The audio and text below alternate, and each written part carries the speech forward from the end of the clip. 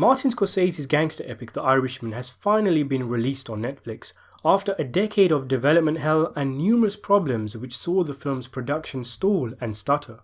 The movie is one of Scorsese's most critically acclaimed and is sure to garner Oscar nominations, and yet the veteran director is not resting on his laurels. In fact, incredibly, the 77-year-old is actively working on his next project. Scorsese's next movie was always thought to be one of the two following projects. The first was an adaptation of the book Devil in the White City, a story which tells the tale of serial killer H.H. Holmes and simultaneously shows the birth of the Chicago Affair. Leonardo DiCaprio was set to star as Holmes, and the duo worked heavily on the script over the years. In fact, Scorsese at one point took a break editing his film Silence so that he could dedicate more time to working on Devil in the White City's screenplay. However, it seems that project is now dead, or at the very least, has been heavily reworked. Devil in the White City will now be a Hulu series, and though Scorsese and DiCaprio are still producers on the project at this current moment in time, it's unclear how involved their roles will be and whether DiCaprio is still playing Holmes. Devil in the White City was always going to be a mammoth project, given what's covered in the book. It's thought that after the release of The Irishman and before they began working on White City, Scorsese and DiCaprio would work on a smaller picture in between, something that might not take long to film but a project Scorsese had a lot of interest in. It's an adaptation of the book Killers of the Flower Moon, which tells the shocking true story of the mysterious killings of the Osage Indian tribe in Oklahoma, who lived on land that had potentially lucrative oil supplies underneath their feet. The murder mysteries were one of the first cases ever to be taken by the newly formed Federal Bureau of Investigations, and Scorsese has been attached to the project since 2017, with it being confirmed this year that he had signed a deal with Paramount to make the picture. And yes, that means that unlike The Irishman, Killers of the Flower Moon will be getting a wide release in cinemas. As if a new Scorsese-DiCaprio project wasn't enough to get fans excited, Scorsese is also bringing his old muse Robert De Niro along for the ride, who will star in the film in a villainous role. Before 2019's The Irishman, De Niro hadn't worked with Scorsese since 1995's Casino.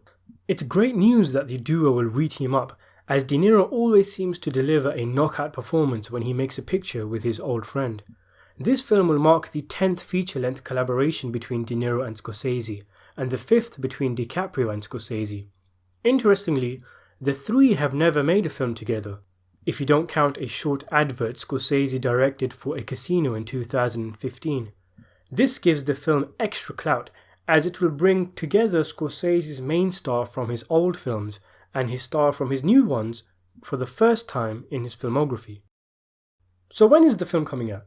Well, there's no point in really speculating on release dates just yet because it's too early and so many things can change.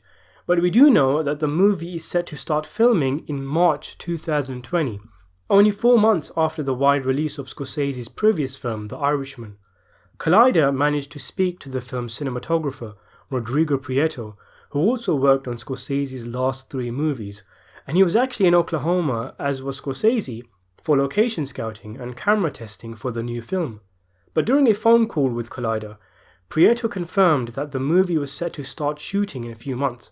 This could explain why Leonardo DiCaprio dropped out of Guillermo del Toro's Nightmare Alley, as this project also starts shooting at the same time. When asked about his and Scorsese's approach to the film's aesthetic theme or tone, Prieto had the following to say. Right now I'm in the process of researching different ways of shooting it, so we still have to actually meet, and I'll show him images, propose ideas. He'll probably have his thoughts too, but we still haven't figured out the tone of the film. So, on the way. A new Scorsese film is always an exciting project. I personally don't think there's any doubt that the man is the best film director alive right now. It's truly stunning that he's been able to make so many great movies over the decades, never slowing down and in fact actually evolving with the times and experimenting with new technology. Where others from Scorsese's time, such as Coppola and De Palma, have fizzled away into obscurity, Scorsese has remained at the forefront of cinema, and to think that he is almost 80 and yet is still going strong is not only incredible, but makes me grateful that we're able to experience his talent. His next picture could always be his last, but I hope it is years before he finally throws in the towel. And in regard to the project itself, it sure sounds brilliant.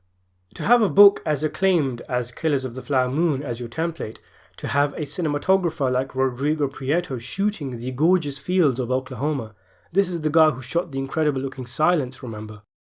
And for it not to only star De Niro or DiCaprio, but De Niro and DiCaprio, sure is something.